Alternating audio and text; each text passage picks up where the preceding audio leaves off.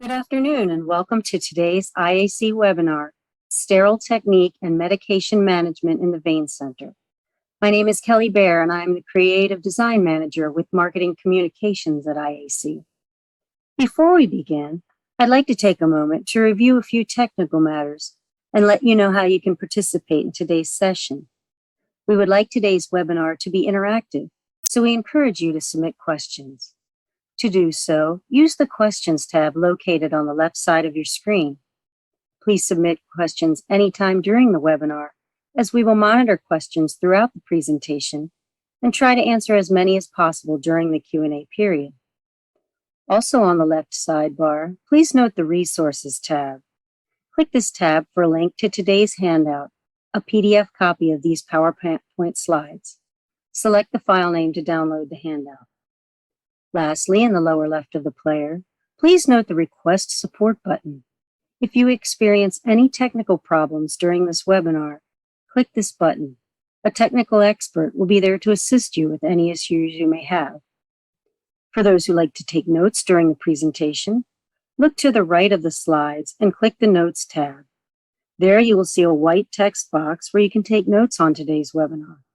These notes will be emailed to you automatically at the end of the session. To be eligible for the SVU CME credit, you must be registered, logged into this webinar, then complete the survey.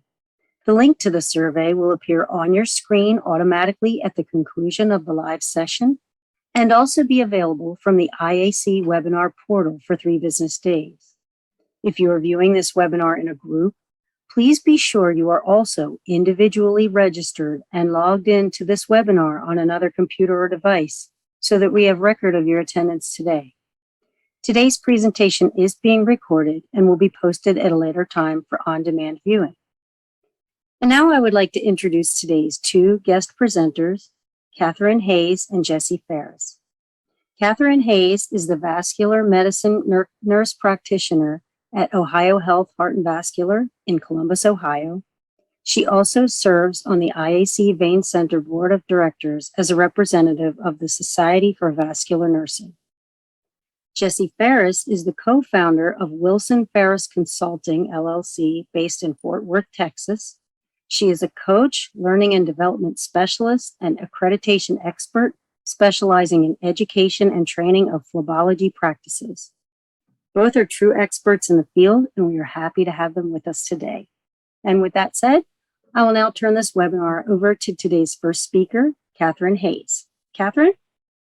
Thank you. Give me just a minute. I'm going to get my screen share going here.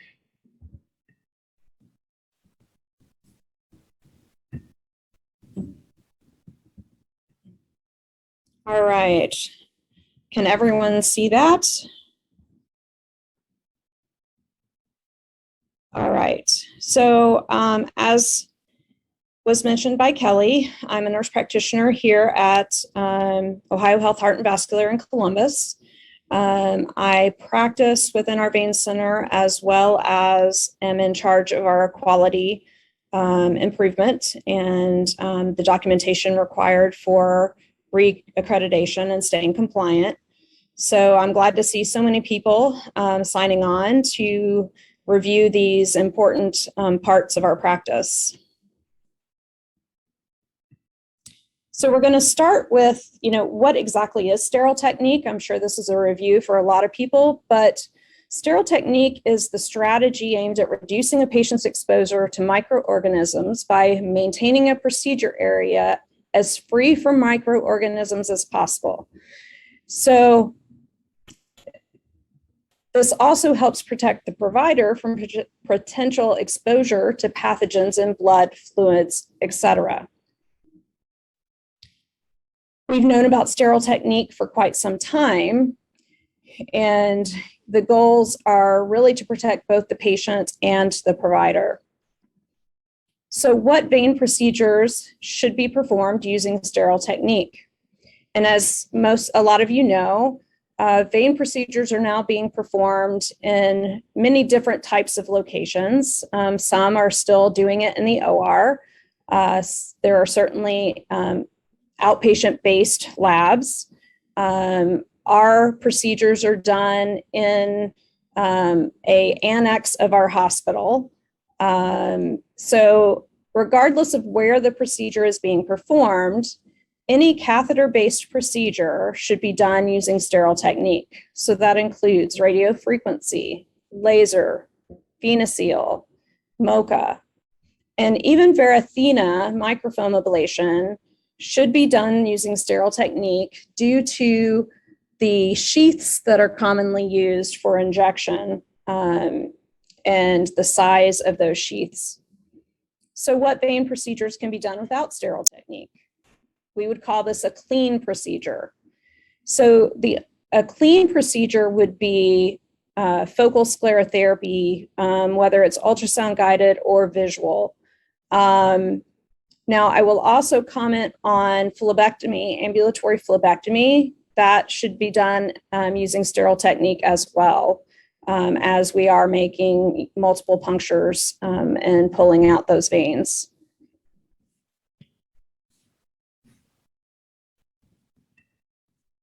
So who needs to be sterile in a procedure? So the RN or tech or whoever is setting up the procedure table should be sterile.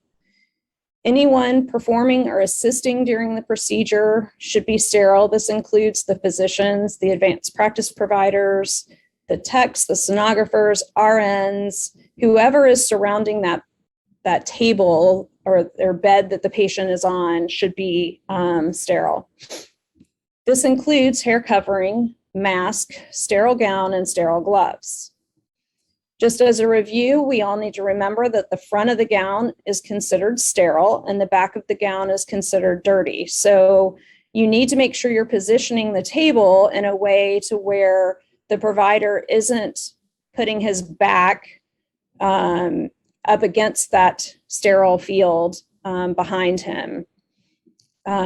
Also, sterile gloves must cover the cuffs of the gown to maintain a true sterile technique.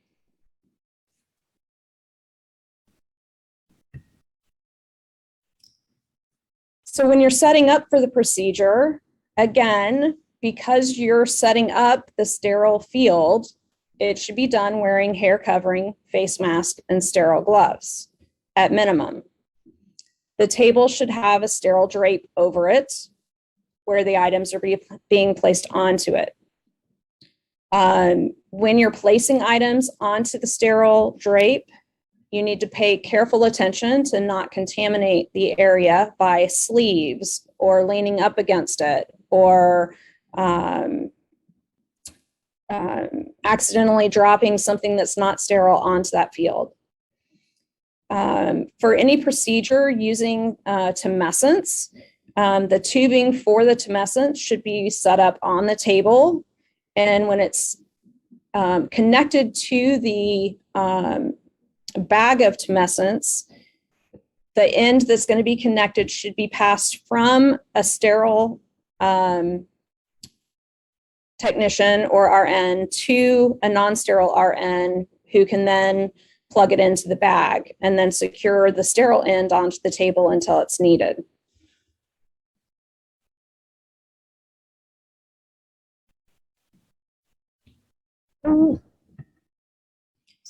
So I'm going to show a short video about setting up.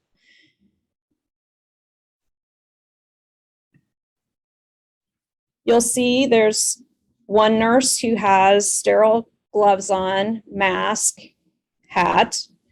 One nurse has a mask and bonnet and clean gloves.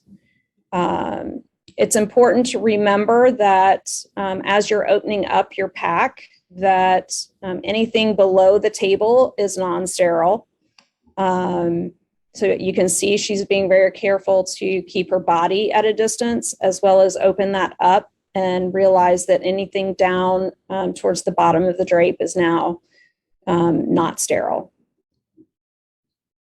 So once that's opened up,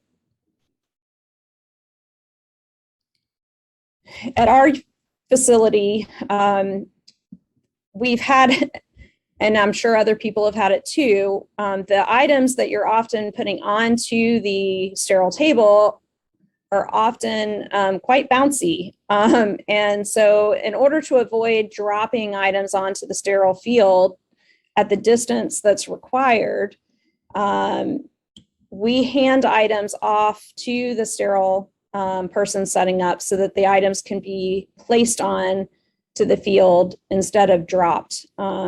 Because if she was doing this by herself, she would have to drop the items from 12 to 15 inches above the table, which if it's a syringe or something smaller, it could certainly bounce off. When you're grabbing the items out of the package, you need to pay close attention to not touching the non-sterile portion of the items. And now she's proceeding with just setting everything up, getting the catheters ready, being very careful to stay distance.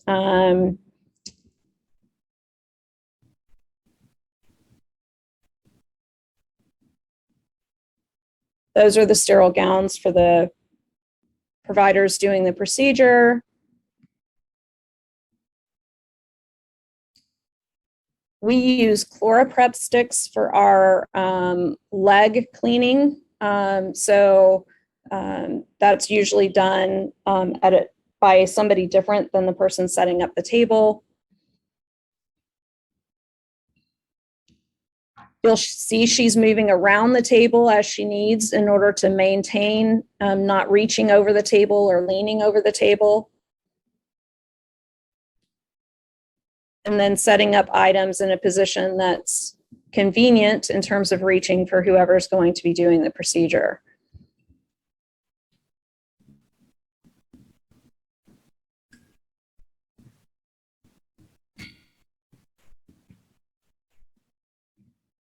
And then lastly, the paper she just picked up is a pre-labeled set of labels that are sterile that we use to label our syringes, label our bowls that are on the drape.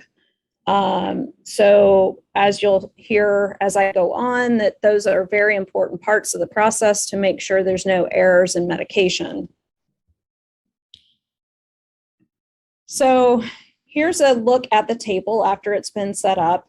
You can see towards the middle of the right side, we have our tumescent tubing secured to the table so that it maintains sterility and doesn't fall off the table. You want to make sure you have your sterile ultrasound gel packs. At the top under the bowls, you can see there's labels laying on the table in front of those bowls so that it's easily identified what is in those bowls. And then you can see the syringes in the middle of the table also labeled, as well as the catheter sheaths that will be needed for the procedure. We do not open any packaging for the procedure in terms of a catheter or anything like that until our patients are, prepped and ready, and our providers or our ultrasound techs scan the leg themselves to make sure nothing's changed and that they're actually going to use the catheter that they had requested. Again, other things you want on your table are sterile skin markers, sterile syringes, sterile labels, which are included in our kit, your cleansing swabs, your sterile gel. You also need a sterile probe cover, which I know Jessy will cover later, and then your sterile access sheaths.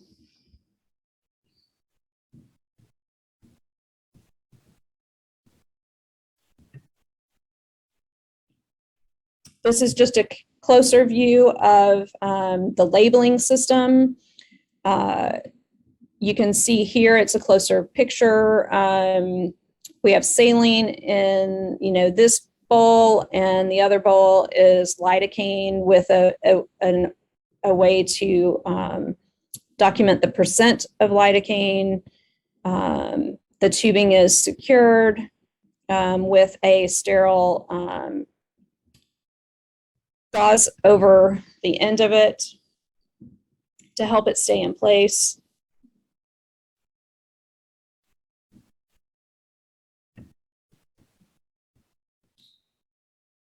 When we talk about medication management, it's important to remember that all pre-mixed medication has to be labeled with the name, the concentration, the volume, and an expiration date, unless it's prepared immediately before the procedure.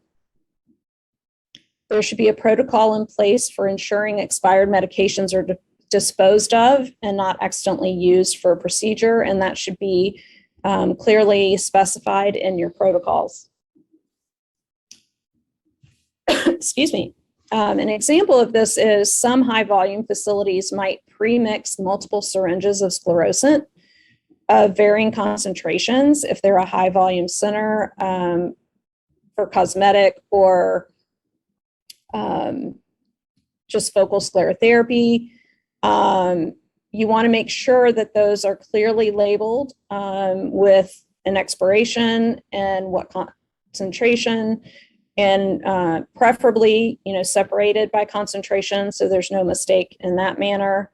And that, if you're adding to a group of pre-mixed syringes, that you're, putting the new ones on the bottom so that you use the ones that are going to expire earlier or first. Any other medication syringes must be labeled with the name of the product. And always remember that not everything is a multi-use vial. You need to,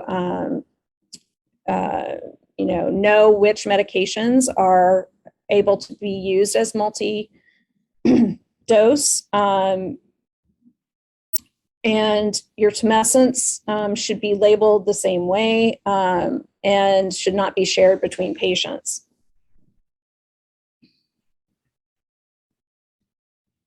So this is how we set up our room.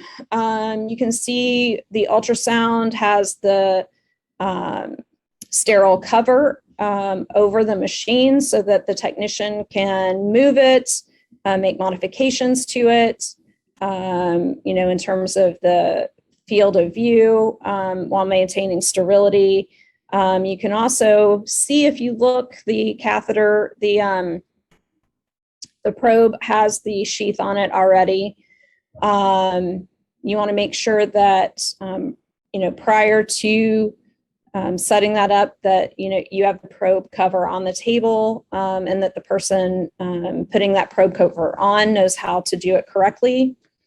You can see the tumescence hanging towards the back of the room. We tend to use smaller bags, 500 cc bags, so that we don't waste as much, and then we just get multiple for each patient. That way we're not wasting it. And lastly, you'll see that the table's set up kind of in the middle of the room beside the bed. The bed isn't in view, unfortunately, but you want to make sure that there's plenty of distance between the bed and the table, but yet keep it accessible to the person or persons, doing the procedure. And preferably not up against a wall.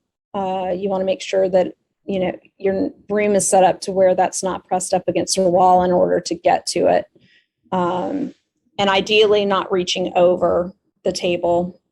And then we keep a sterile nurse and a non-sterile nurse in the room for the procedure, so that there's always somebody who can add things to the field if needed while maintaining sterility. And there's a non-sterile nurse who can make adjustments to the patient or help hand things to the sterile nurse without contamination.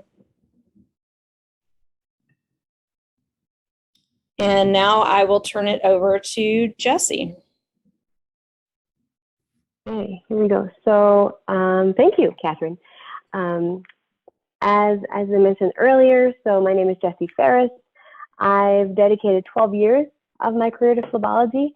During that time, I really focused on quality improvement, much like Katherine as well, but I'm not a nurse, and education, training, accreditation, risk management, those types of things. So I live in Fort Worth with my son, my husband, and these two beauties on this slide here.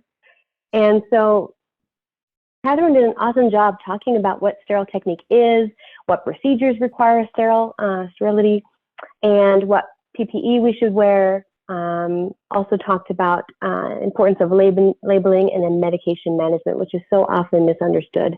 And so now I'm going to talk about how to prep and drape the patient's leg, some techniques for gloving and gowning, and then some do's and don'ts. I have a series of videos here. And so mind you, there's many ways of doing each of these steps, right? So here we're just going to show you one way of prepping the patient's leg, but I'm going to call out during the video a few overarching themes, right? What you should do, what you shouldn't do. And so how we're doing it here is we're using sterile gauze in a combination. It's a 50-50 solution, which is a combination of isopropyl alcohol and chlorhexidine, also known as brand name Hibiclens, most commonly.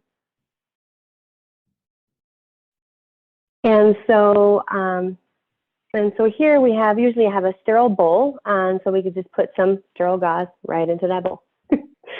And so what we commonly see are, of course, once the field is set up, right, what we commonly see is people reaching over the field to pour the solution or to drop an item or to do whatever it is that they're doing. And you can see the sonographer, she's not wearing a sterile gown, so she's contaminating potentially everything between her and that bowl. So that's the incorrect way of doing this. What we want to do actually is walk around, as Katherine mentioned, walk around the table, lots of walking, get your steps in, and then pouring the alcohol, followed by putting that bottle down, and then pouring the chlorhexidine as well. So we're reaching around the back, keeping the bowl to the edge of the table, and that's how we're doing this. Now we're going to have the patient lie down in their fancy shorts. I'm sure you all have those fantastic shorts as well. Better a little too big than too small though. We're going to verify that we are going to be prepping the correct leg. This is not a timeout. We'll talk about that in a moment. So in this case, it's the right leg, and let's pretend it's for a great saphenous vein ablation, right? So we're going to slide a towel, clean towel, doesn't have to be sterile, along the outside of the hip. You can also ask your patients to help you, and then tie that in a knot to get everything out of the way of the groin. Right? We want a nice clear imaging window, and you want to explain that to your patient before you start, obviously, reaching around in their groin. We're going to tuck the shorts away, and so now we have this clear area. We're going to take off our clean gloves, don sterile gloves, which we'll talk about in a moment, and then we're going to begin cleaning the leg. You want to start cleaning the leg at the entry site in concentric circles. The edges of the gauze are sort of covering your fingers, and then you're going in concentric circles. And once you can no longer do concentric circles, you're going to go back and forth all the way up to the groin. Once you're done doing this in the first pass, you put the gauze down. That gauze is done. Now you're doing this a second time, using again the sterile gauze. You're going over the same area. You're going over the same area with a new set of gauze. You don't want to go back and forth, bringing dirty towards clean, dirty to clean, dirty to clean. That's inappropriate. You put that down. The last pass for the leg, you're going to make sure you're also getting the lateral side and then the anterior side of the leg as well, if you are putting the leg on top of the drape, right? So we often see this where we'll forget to clean the outside of the leg and we just put that uncleaned leg on top of the sterile drape, which is inappropriate. And then finally, we're going to take a last bit of gauze. We're going to flip the gauze over our fingertips and then take a sweep of the groin. We're going from the outside in only once. And once that's over, you put that on top, you put it back in the bowl, and you throw the entire thing away. Going to now put on new sterile gloves. You're going to take a sterile blue towel. You're going to cuff your hands into the blue towel, and you're going to tuck everything away from the groin. So again, when the sonographer is putting the probe all the way up to the groin, they're not hitting something that is not sterile. All right, now when draping the patient's leg, again, different ways to do this and the different types of drapes. But we'll show one way here. So we like to use a stockinette. This is a sterile, sort of like a little sock, and comes from your suppliers. And it comes with this really nice sterile towel. You could put it down on the bed, have the patient rest their foot right there. The patients will say, oh gosh, I can't hold my leg up that high, that long. Well, there you go. This drape, mind you, was used for training purposes. for many videos that we filmed, so that's why it's already open. But the idea is that you can then slide it under, have the patient rest their leg because now it's sterile, and then drape it on top. Make sure the patient keeps their hands at the waist level, and then cover their hands as well with the drape, keeping your hands on top of the drape. And then let their legs fall outward for the procedure. Gowning and gloving. So didn't go through how to use gloves, how to use sterile gloves, for the prep, but we're going to talk specifically here how to gown and glove using the closed technique, which, as Katherine mentioned, is the preferred technique. And so your hands are clean, of course. You're going to slide your hand underneath the gown sleeve. You're going to let the gown fall to the ground. You're not going to shake it down because that might kick up dust onto the sterile field. Going to tie the gown behind yourself and then very carefully slide your hands into the gown, making sure that your hands are not coming through past the sleeves, right? You're keeping your hands inside the sleeves. Using your covered hands, if you will, you can then open the sterile gloves. And then you're first going to take the glove with your non-dominant hand to first glove your dominant hand. Again, your fingers are within the cuff. You're going to slide your hand into the glove. And then you're going to bring your sleeve up. Just bringing your glove on. Now, of course, this glove is sterile, so you can put it inside the cuff and then slide it onto the other hand. The point here is that, as Katherine mentioned, the sleeve itself is within the gloves, as you can see. Even better if the white portion of the sleeve is actually on the palm of your hand. But either way, no part of the gown has been exposed. So that's called a closed technique. All right, here's some do's and don'ts. So for example, if this is the open technique, right? We don't want to use this technique. Now your hands are outside of the sleeves. Your hands are clean, yes, but certainly not sterile. You're opening your gloves.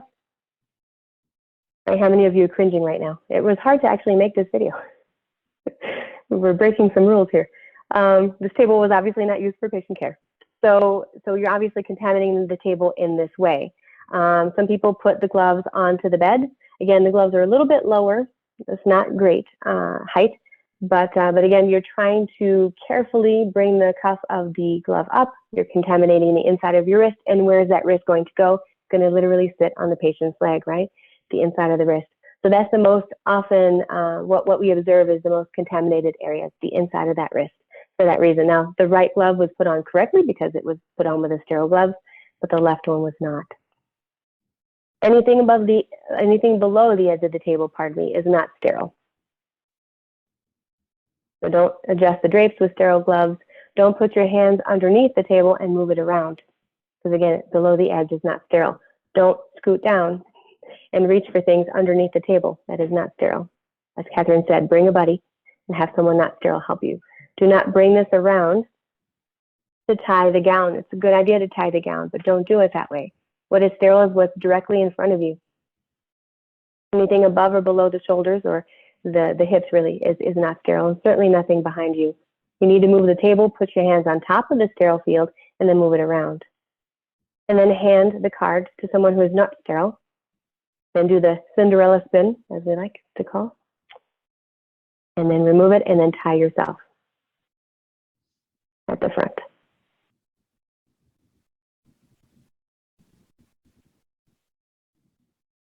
Okay. And then wanted to talk about 4 more concepts. The first 2 are patient identification and a timeout process. This is often misunderstood, or the 2 get a bit mixed up. So first is patient identification process. So this is everyone's responsibility. Each time the patient or the chart are moved, you have to verify this following information against the chart. Right? And so the patient checks in, the person checking them in, okay, can you verify your full name, date of birth, making sure you have the correct patient? Can you verify why you're here today? A procedure of my right leg, okay. And then let's say the medical assistant, for example, brings the patient back to the room to get changed into those fancy shorts. And then they're going to double check that as well. And then when the patient is in the procedure room itself, prior to prepping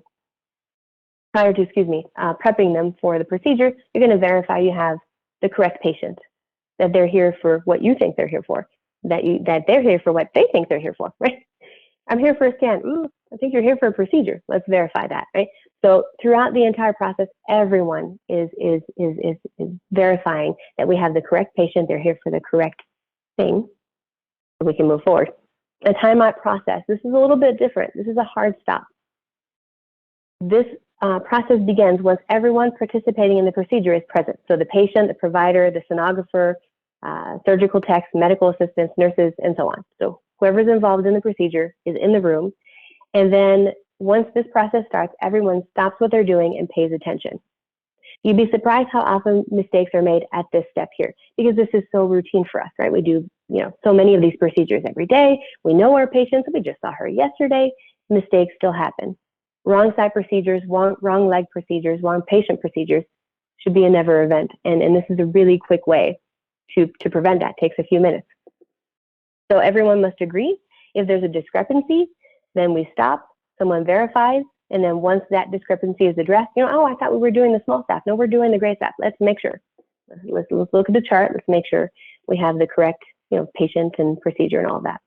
And then the procedure can proceed once the discrepancies are addressed. So again, we're verifying with the patient. We involve them in the process, and then against the chart as well, verifying their full name, date of birth, procedure and site, any allergies, and then that all supplies and medication are present and correct, and that the consent form is completed. That's a full timeout process, which should be documented in the chart as well. The last two concepts are informed consent and consent form. So informed consent, this is the process. This process occurs when communication between a patient and the provider results in the patient's authorization or agreement to undergo a procedure. This conversation must include risk, benefits, and alternatives to having or not having this procedure. And then the patient should be made aware of the expectations during and following the procedure. So, for example, this is how you're going to feel. You're going to feel some swelling. Your leg's going to feel full, maybe some redness.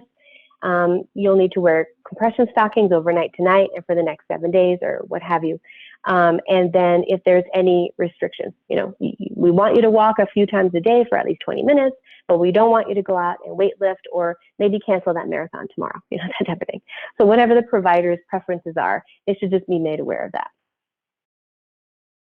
And then all that information should be accessible to the patient. So some people put it on their website, sometimes it's sent to them in their patient portal, sometimes it's a handout, or some people literally hand them a consent form because it's all on there.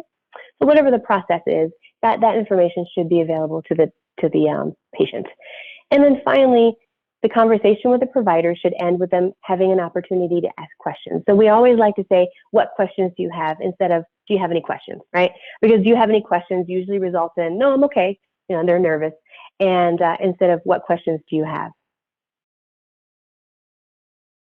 And then just prior to the procedure, the patient should give their verbal consent as well.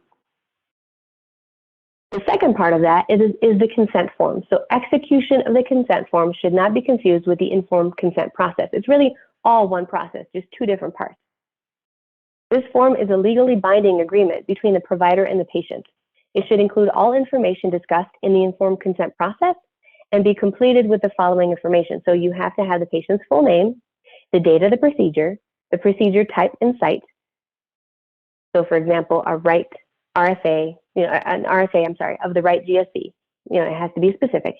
And then a signature and date from the patient, provider, and witness. And of course, witness has to be someone other than the patient or provider. Because when we fail to disclose the risks of treatment, we take away a patient's right to make an informed decision. This is grounds for medical malpractice.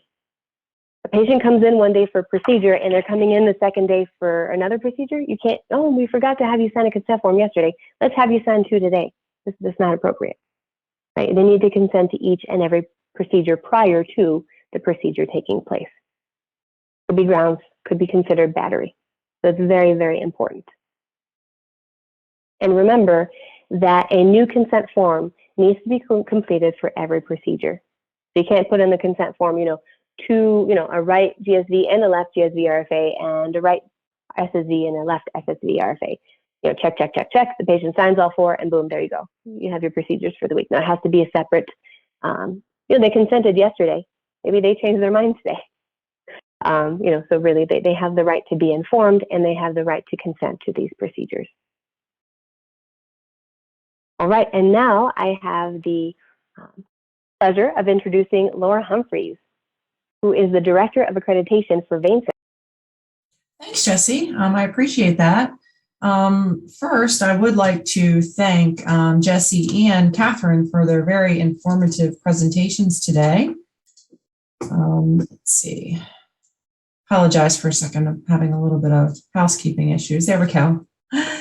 So now you might ask, why are we doing this? Why are we talking about sterile technique? I mean, we all know this, right? I mean, this is the age-old thing. It doesn't change. We have to maintain sterility. Well, we're talking about it because research shows that there's always room for improvement.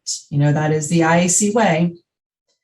So my report today will include the results of the safety issues that we have identified at site visit. For this research study, we did a retrospective review of the IAC database. We reviewed all site visits occurring since 2014, and the overall site visit results and the safety issues were reported. Safety issues were categorized into 9 groups. These included emergency equipment and drugs, medications, timeout, eyewear, laser safety, infection control, autoclave, sterilization, and complication tracking.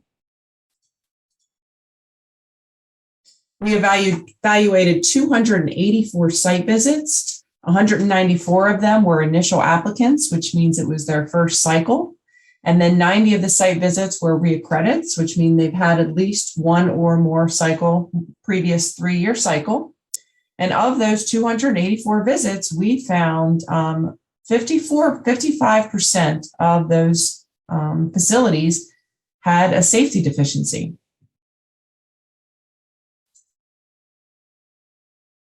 The first safety deficiency we identified was with emergency equipment and drugs. We saw this in 31% of the facilities. These included emergency medications not being secured with a disposable or plastic lock. Emergency medication inspection log is incomplete or missing. Incomplete documentation of routine inspection and emergency supplies. Expired medications. Missing required emergency medications. And missing emergency equipment.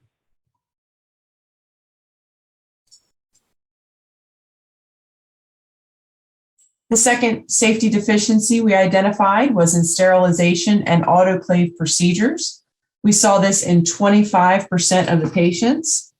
These included insufficient identification of sterilized medical instruments, multi-use fibers, which included unclear usage and sterilization, failure to document number of times used, dates and sterilization date, and reuse of single-use fibers, and also heat indicators.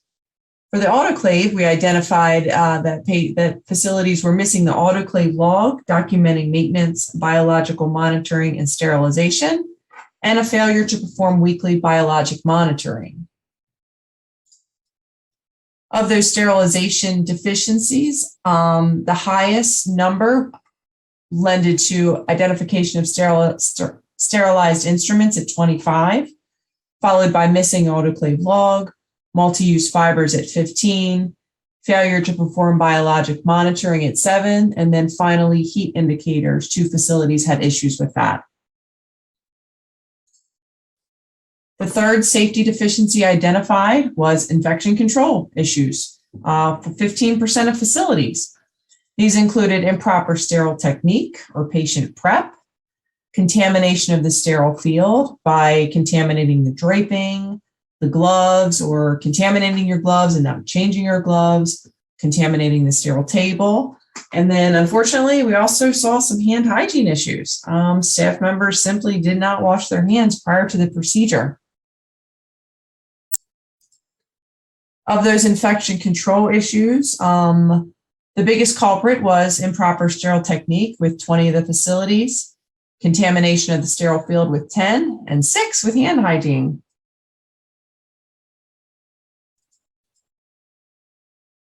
The fourth safety deficiency we identified were medication issues, reported in 14% of the facilities.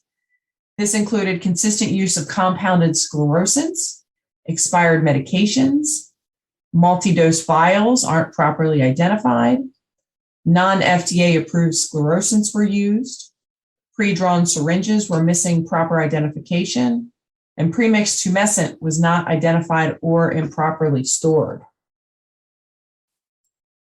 Of those medication issues, the biggest culprit was the identification of multi-use vials at 16. And then a close second was not identifying the tumescent. So there's an identification problem there, followed by the compounded sclerosants, identification of pre-drawn syringes, expired meds, and then non-FDA approved sclerosants.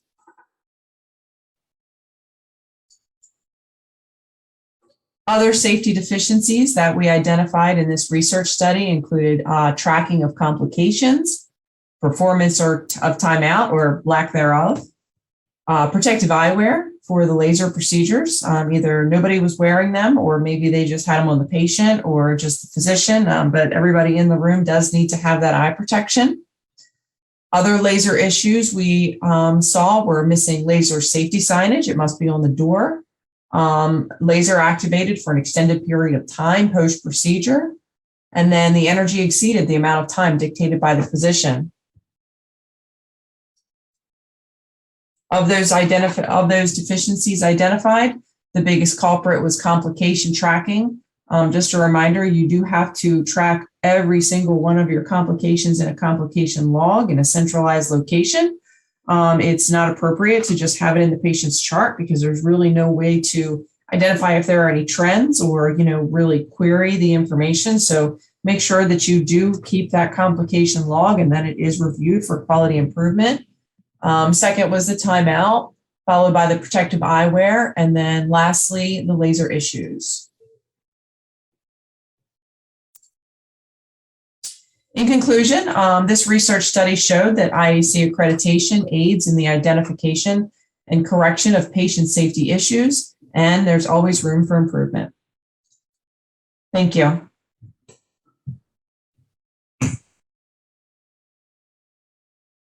Okay, thank you very much, Laura, and thank you to our presenters. And at this time, we will begin the Q&A session. From IAC, I'd like to introduce Marge Hutchison, Director of Accreditation for Vascular Testing, and Marge will assist with the Q&A session today. Marge, would you like to start us off? Unmute Marge.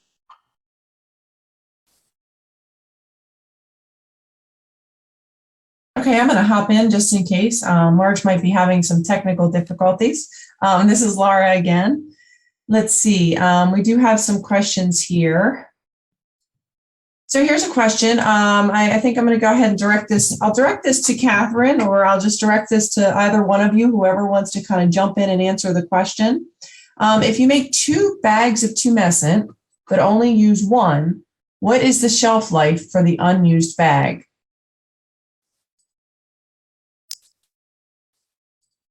So,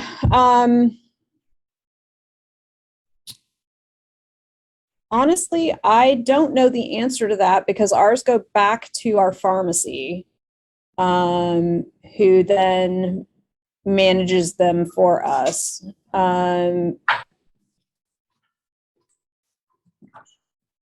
can find out the answer to that question, though. Okay, sounds good. I think, based on, I believe it's 23 hours. It has to be refrigerated and used within 23 hours. If I know that correctly. I was going to say that, but I don't know for sure if that's the answer. Okay. Okay, Laura, I'm back now. Okay, thanks. Thank you. So in setting up the sterile table prior to the procedure, we noticed in the videos that the person setting them up did not have gowns on. Any thoughts about that person setting up the table wearing a sterile gown?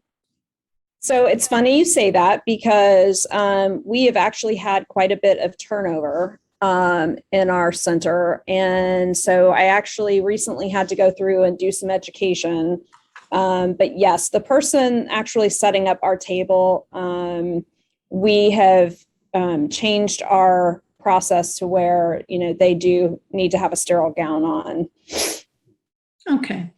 And what about facilities that set up the sterile table in advance of the procedure, cover it with a drape of some sort, and then walk away until they're ready to use it for the procedure? So we do set up our tables ahead of the procedure time, but we do not do it like the day ahead of time. They may be set up, an hour before the patient arrives and it's time to use it. It does have to have a sterile drape over it. Personally, I would not leave, even with a sterile drape over it, I would not trust that it doesn't get contaminated like overnight, or, somebody needs to be keeping an eye on it. Okay. I agree. And then I would also add that it shouldn't be set up in one room and moved to another room.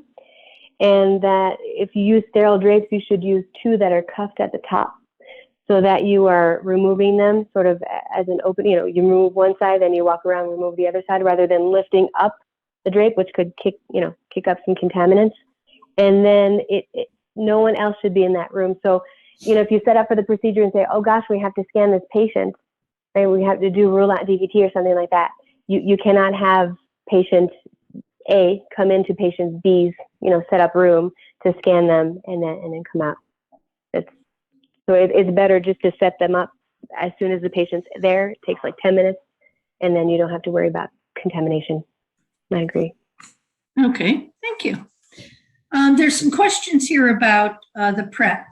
Can you review again the concept of clean to dirty prep?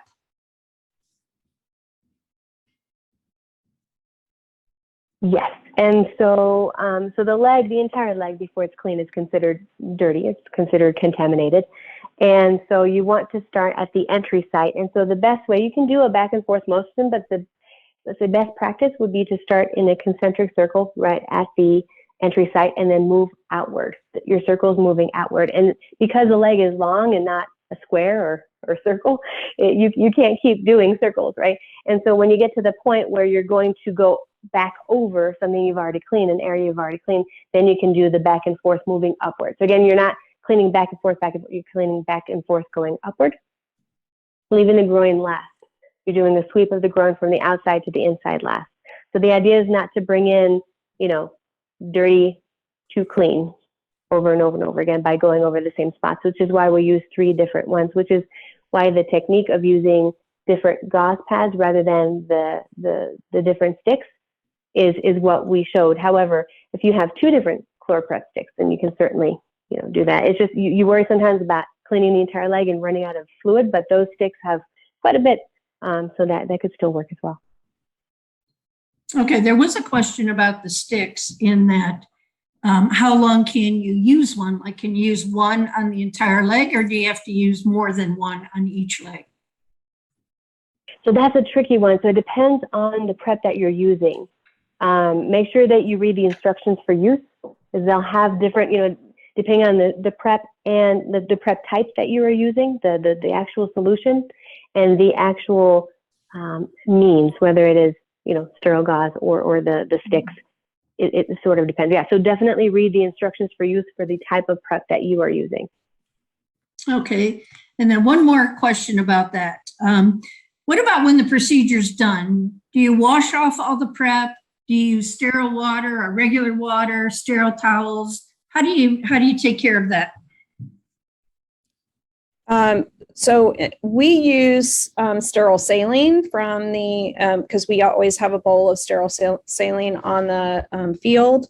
So, and we'll only run over bloody areas. We there's nothing wrong with leaving, areas that weren't really affected by the procedure the way they are. You just want to make sure you get any residual blood or, contaminant off of the area before you wrap. So we just use sterile saline to wipe off the leg. Okay. And what about when you're dressing the leg and you're using steri strips, but you cut them in half? Does that need to be sterile scissors that cut those steri strips in half? Yes. Okay. That was quick. Okay. So can you talk about multi-use vials a little bit again? Because we open it one day, we don't use it all, and then we can continue to use it until it runs out? Again, most of the vials will have, they'll be labeled multi-use versus single use. And they'll also have an expiration. And in most cases, a multi-use vial, for at least the stuff we do, at the end of the day, whatever's left is discarded. All right. What if you have extra bags of 2 misses at the end of the day? Can we save those for tomorrow? So if they haven't been accessed, at our facility, they go back to the pharmacy, and I believe they are, if they haven't expired, they are, potentially reused for another patient, but they have to be verified, they have to be relabeled, they have to be, include the expiration time. At our institution, we do not do that. Whatever isn't used is just discarded. All right. Correct. I think USP, is it 797, is open to general comment right now, but what they say is it should be less than 4 hours. So you really can't even prep the night before for the next morning. You should be prepping almost twice a day according to those guidelines, because we're not, set up the way that pharmacies are. So as you said, Catherine, it's different because you get yours already pre-mixed from a pharmacy. But if you're adding, if you're compounding because you're adding, then 4 hours max.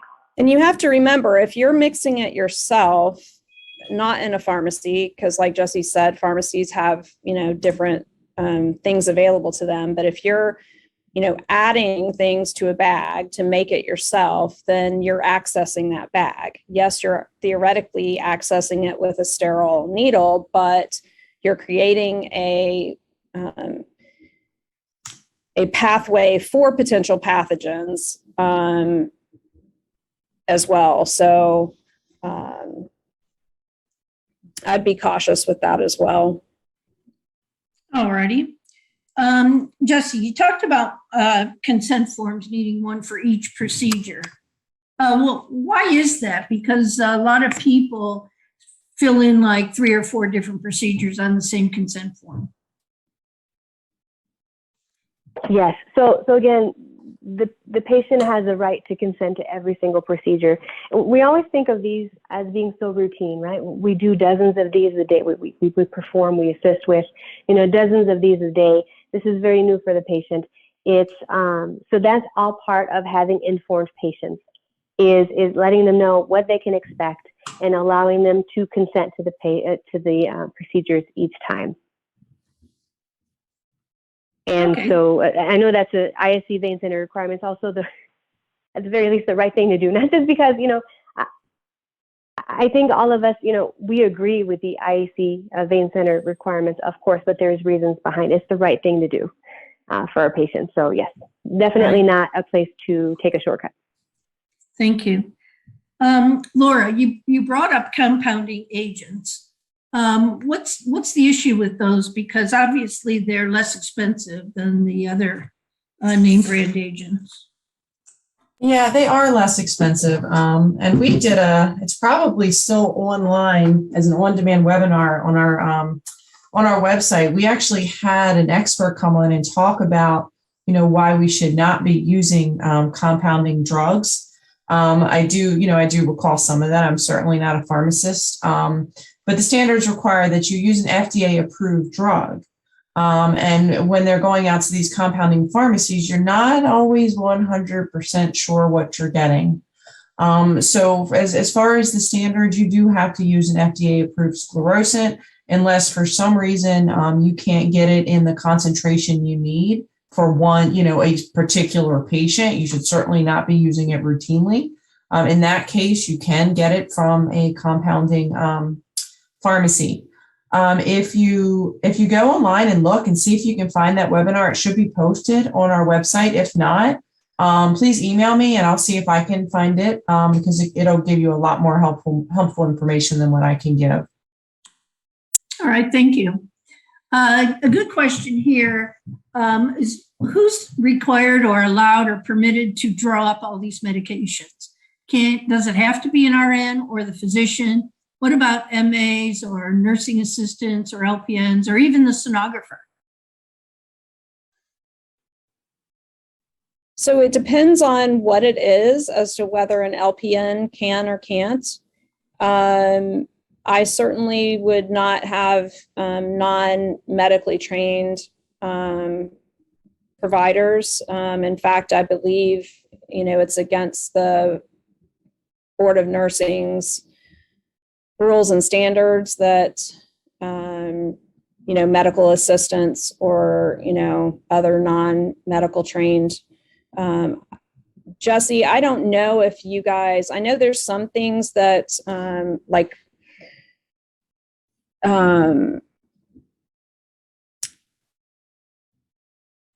that are that other people do, but so I'm just curious what your experience has been.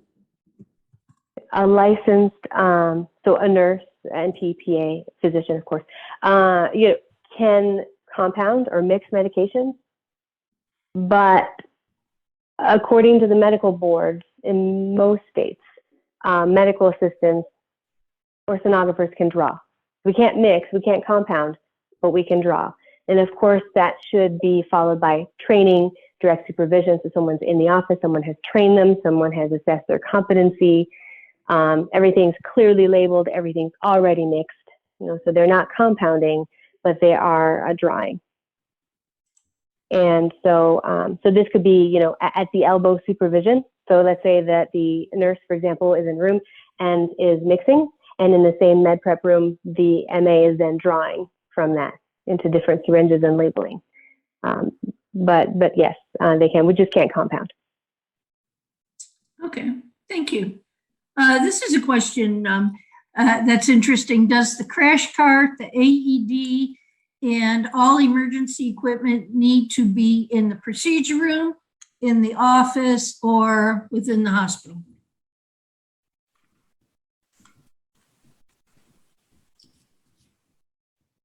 Anybody? Okay, I guess I'll hop in. So according to the standards, it has to be in the suite.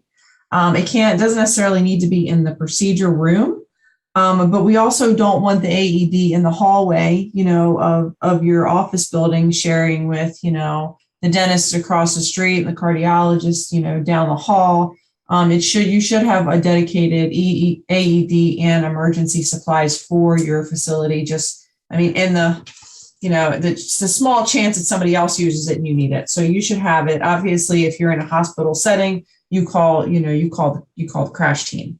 But it doesn't have to be in the procedure room, but it can't be shared by all your buddies. All right, thank you. This is a question about the technologist. Do you need to have sterile draping on your machine, or can you have one sterile hand for the procedure and the opposite hand non-sterile to run the machine? That's a good question. Can you? Probably yes. Should you? Probably no. And I say that because it makes sense in theory, right? This whole leg, this whole leg. Don't use your legs. This whole hand is not sterile. I'm going to run the machine, and here I'm going to hold the probe here. What if something happens? And all of a sudden you're reaching over. Maybe you're about to drop the probe, and then you reach over to grab the probe, or it's easier to Catherine's point earlier to have people in, one person that is not sterile to help out, and one person that is. So that entire much too long answer to say it's probably easier just to get a sterile drape over your ultrasound machine. There are times that people use like a sterile gauze, so they take a sterile gauze, and it's a little bit porous, it's a little tricky. Which side did you touch? Which side didn't you touch? Did you touch the edge? Like, So really just would recommend, from my perspective, just getting those sterile covers. They look like shower caps, right? And then sometimes they look like just a sheet, and then you take the sticker off, you put it on top of the machine, boom, and then you don't have to worry about it. They're inexpensive, and then you can be sure that you're keeping everything sterile. Okay, thank you. Well, that concludes the Q&A for today. All the questions that were not answered will be answered via email at a later date.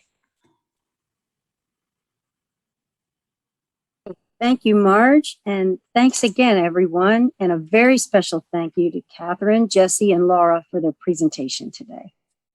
Please feel free to contact IAC with any questions that were not answered during the Q&A session. To receive continuing education credit for attending this webinar, please complete the survey. The link to the survey will appear on your screen automatically at the conclusion of the live session, and also be available from the IAC webinar portal for 3 business days. On the left side of the My Account page, you'll click on Webinars, look for the title of this session, Sterile Technique and Medication Management in the Vein Center. Beneath this title, you will click Review Event. On the left, select the Evaluations tab, then click Take Evaluation to complete the survey. Your certificate can then be accessed and printed from the very next screen, and any time thereafter through the CE transcripts section on the My Account page. If you have any questions about the survey, please contact us at webinars@intrasocietal.org. Once again, we thank you for joining us today and appreciate your participation.